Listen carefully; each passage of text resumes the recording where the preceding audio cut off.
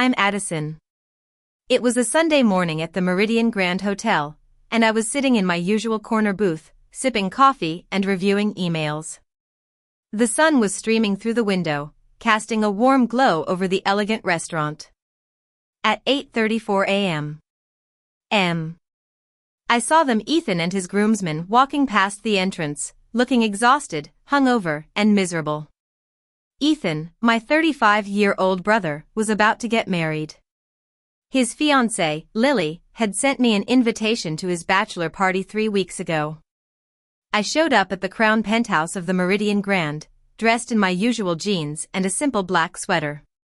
As soon as I stepped into the doorway, the bass from the music system pounded through the floor to ceiling windows overlooking downtown. There were 28 men in designer suits and luxury watches.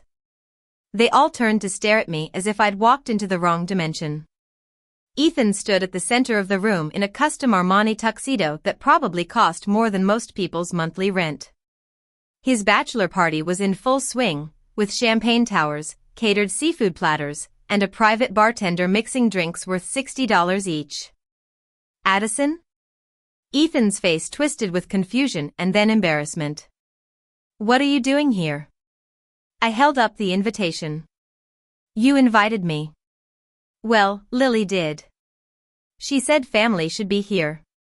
His best man, Ryan, a stockbroker with slicked back hair, looked me up and down with undisguised contempt. Dude, seriously? Your sister showed up looking like a housekeeper. The room erupted in laughter.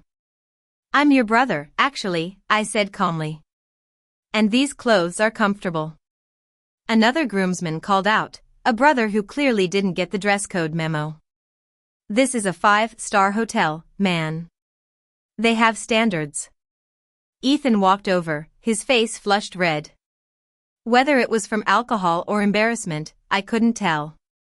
Addison, look, I appreciate you coming, but this is kind of an exclusive thing. The guys and I are celebrating properly. Maybe you should head back to wherever you're staying.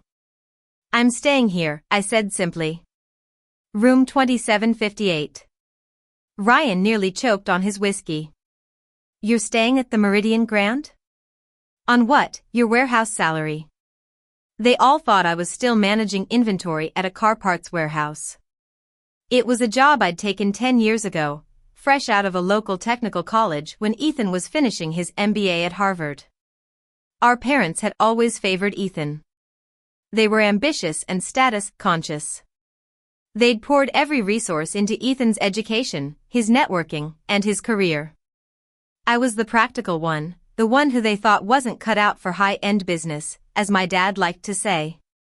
The warehouse pays well enough, I said, keeping my voice even.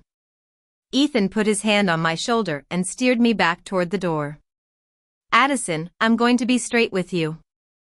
This weekend is costing me $50,000. Penthouse suite, open bar, private chef, bottle service, the works. My groomsmen are all successful professionals, CEOs, investors, entrepreneurs. We're talking business deals, making connections. You being here in your casual clothes, it's not the vibe we're going for. I understand, I said softly. Do you? Ethan lowered his voice, but not enough. His friends could still hear every word. Do you understand how hard I've worked to get here? To build this network? These guys are my future business partners, my investors. And you show up looking like you're about to ask if we need the trash taken out. Ryan raised his glass. Honestly, Ethan, I thought hotel staff wasn't allowed at guest events. More laughter filled the room. Maybe Addison can fetch us some fresh towels, someone called out. Or fix the ice machine. Does the hotel know their maintenance guy crashed a private party? I stood there, absorbing all the jokes, snickers, and condescending looks. Ethan didn't defend me. He just looked at me with a mixture of pity and irritation, like I was a problem he needed to solve before it affected his reputation. You can't even afford the parking here, Ethan said, trying to sound like he was joking, but meaning every word. The valet service alone is $250. How did you even get past the front desk? he asked. I walked in through the main entrance, I said. Without being stopped by security? That's surprising. Ethan glanced at his Rolex, a graduation gift from our parents that cost $40,000. Look, Addison, I'm trying to be nice here, but you need to go. This isn't your scene. It's never been your scene. I'd heard variations of this my entire life. When Ethan got accepted to Harvard with a full scholarship, Dad threw a huge party at a luxury resort. When I got accepted to the local technical college, Mom said, well, at least you'll learn a practical skill. When Ethan landed his first job at a top-tier consulting firm making $150,000 a year, they framed his offer letter. When I took the warehouse job at $50,000 annually, Dad asked if I'd considered trying harder. I'll head to my room, I said quietly. Good idea, Ethan said, looking relieved. Maybe order room service, watch a movie. This party's going until 4 a.m. Anyway. Bottle service doesn't stop until sunrise. As I turned to leave, Ryan called out, Hey, Addison. If you see any hotel staff on your way out, tell them we need more Dom Perignon up here, not the cheap stuff. The room erupted in laughter again. I paused at the door, pulled out my phone, and opened my encrypted messaging app. I typed quickly, Ethan Smith, Crown Penthouse. Cancel all suite access effective immediately. Terminate bar service. Remove catering privileges. Guest status revoked. Then I hit send and walked out. You see, I'd spent 8 years building Starlight Hospitality Group from a single boutique hotel in Miami to a portfolio of 50 properties across 15 states. The Meridian Grand was my flagship, a $400 million property that had been on the verge of bankruptcy when I acquired it 5 years ago. Now it generated $100 million in annual revenue and maintained a 4.9 star rating across all platforms. My family had no idea. They thought I was still scraping by on a middle-class salary, living in a modest apartment. I'd let them believe it because I didn't want them to treat me differently because of money. At least when they ignored me, it was honest. As I walked down the hallway toward the elevators, my phone started buzzing. It was David Lee, the hotel's general manager. Miss Smith, I received your message. We're implementing the changes now. How long? I asked. Suite access will be terminated in 90 seconds. The system is already updating. Bar service is being discontinued as we speak, and catering is removing all food and beverage within 5 minutes. Perfect. And David? Make sure Ethan understands this is a permanent revocation. He's no longer welcome at any Starlight Hospitality Group property. Add him to the banned guest list across all 50 locations. Understood. Should I have security escort him out? I considered this. Ethan's bachelor party was supposed to last all weekend. They'd booked the penthouse for 3 nights at $20,000 per night, plus another $40,000 in services. He'd told all his groomsmen this was his power move, showing everyone he could afford the best. No, I said finally. Let him try his room key first. I want him to feel confused before he feels the consequences. Very good. I'll handle this personally. I hung up and checked my watch. It was 9:50 p.m. Ethan's key cards would stop working in approximately 30 seconds. I took the elevator down to the lobby level and walked through the restaurant corridor toward the hotel's private office wing. I went to David's office to watch what was about to unfold. David was already pulling up the security camera feeds on his wall of monitors. Penthouse level camera 4, he said, clicking keys. The screen flickered to life, showing the hallway outside Ethan's suite. At 9:52 p.m. The door to the Crown Penthouse opened. Ryan stumbled out, laughing, his suit jacket slung over his shoulder. He walked toward the elevator, probably heading to the lobby bar for more drinks. He pressed the elevator button and waited. Nothing happened.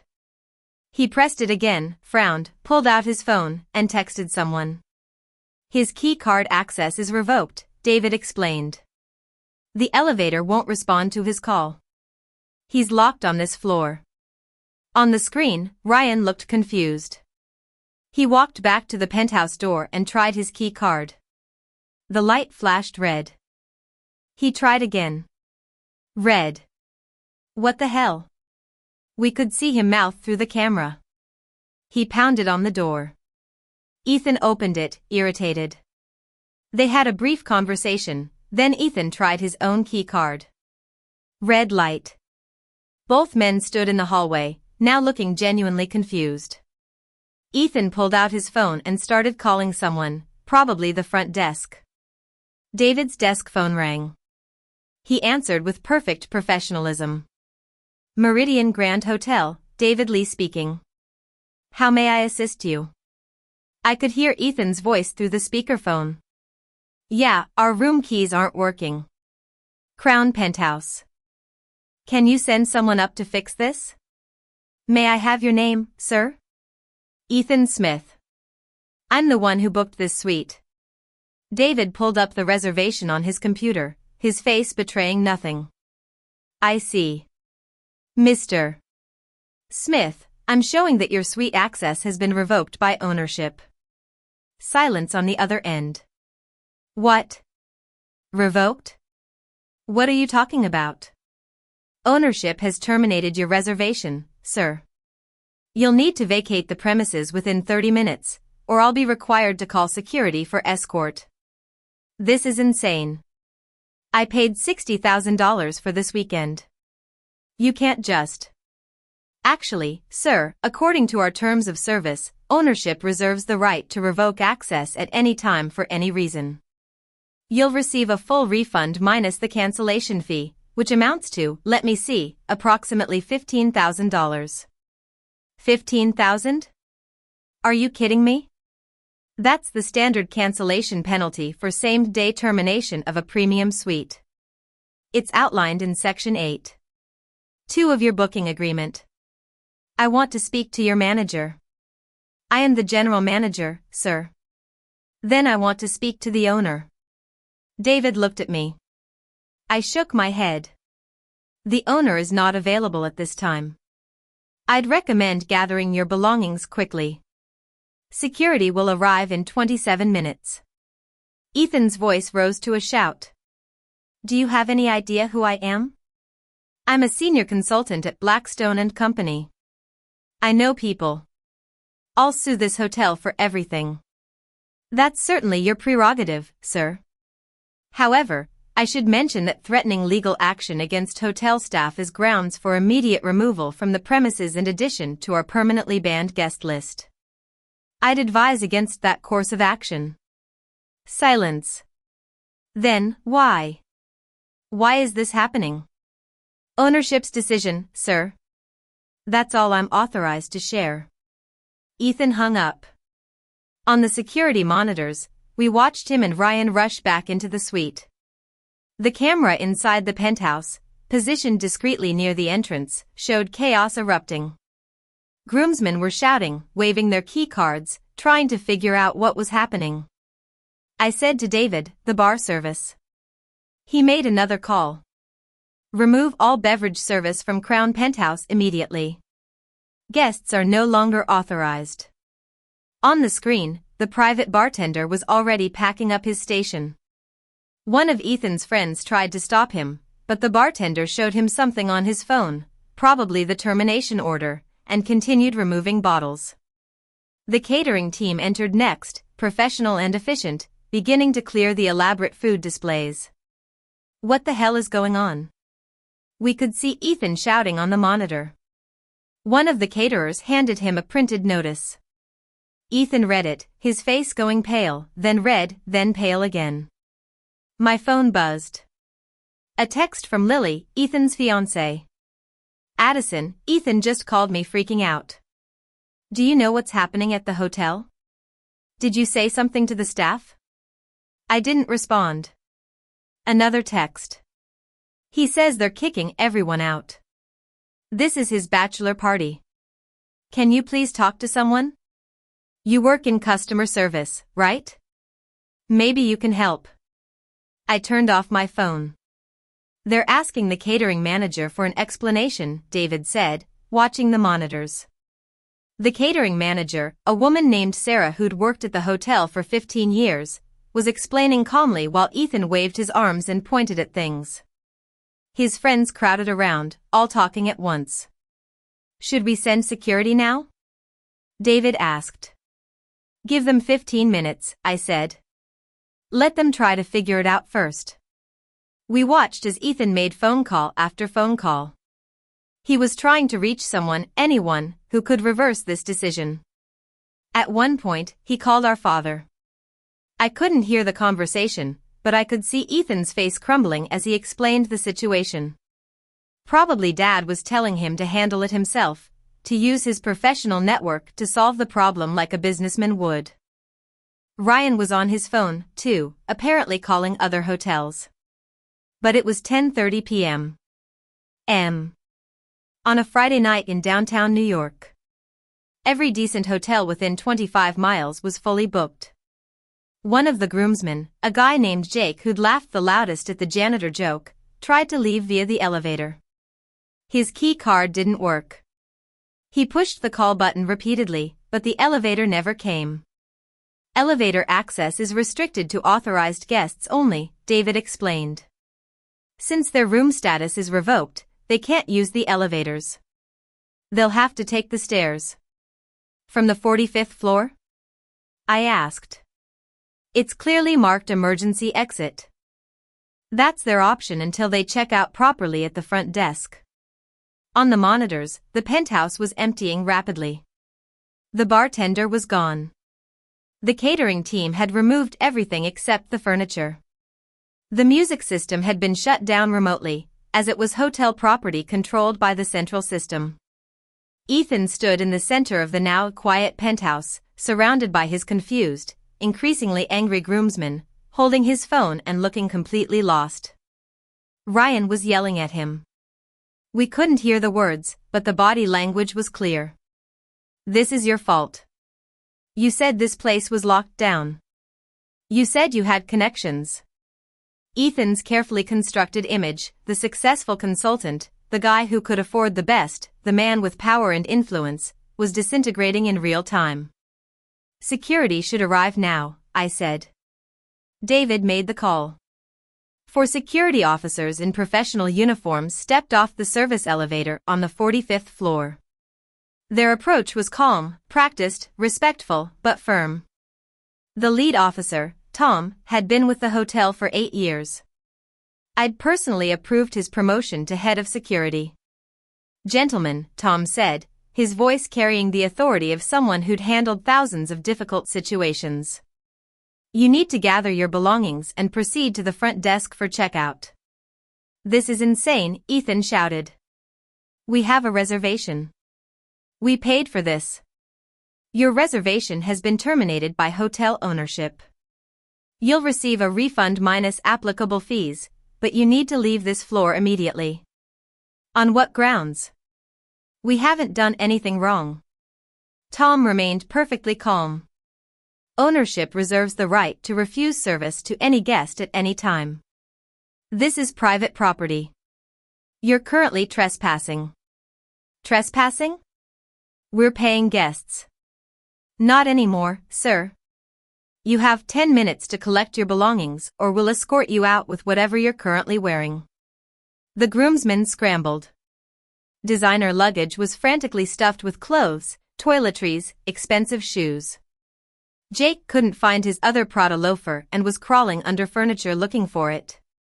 Ryan was still on his phone, desperately trying to book rooms anywhere else. The Ritz has nothing. The Waldorf is fully booked. The Plaza is sold out. Ethan stood frozen, his face slack with shock. This wasn't supposed to happen. This was his weekend, his power move, his moment to shine in front of his professional network. Sir, you need to start packing, Tom said to Ethan directly. I want to speak to whoever made this decision. That's not possible. Then I want a name. Who owns this hotel? Tom didn't even blink. That information is not publicly available, sir. The property is held through a corporate entity. Now, please gather your belongings. Ethan finally moved, walking like a man in a dream toward the bedroom where his luggage sat unpacked. He'd planned to stay here for 3 nights. Now, he couldn't stay for 3 more minutes. The group moved toward the stairs, elevator access still denied, carrying hastily packed bags and complaints. The trek down 45 flights of stairs in dress shoes, carrying luxury luggage, was not going to be pleasant. David and I watched on the monitors as they descended 4 by 4, their voices echoing in the concrete stairwell. Who walks down 45 flights? Someone complained. This is absolutely insane. Ethan, you said this place was top tier. I want my money back. We should sue. By the time they reached the lobby level, they were sweating, exhausted, and furious. The stairwell exit deposited them in a service corridor that led to the loading dock area, not the elegant main lobby Ethan had walked through with such confidence hours earlier. They had to walk around the building to reach the front entrance. When they finally entered the lobby, disheveled and carrying their bags, the night manager was waiting at the front desk with checkout paperwork. Mr. Smith, she said professionally, your refund will be processed within 7 to 10 business days. Here's your receipt showing the cancellation fee of $15,000. Do you have any questions? Ethan just stared at her.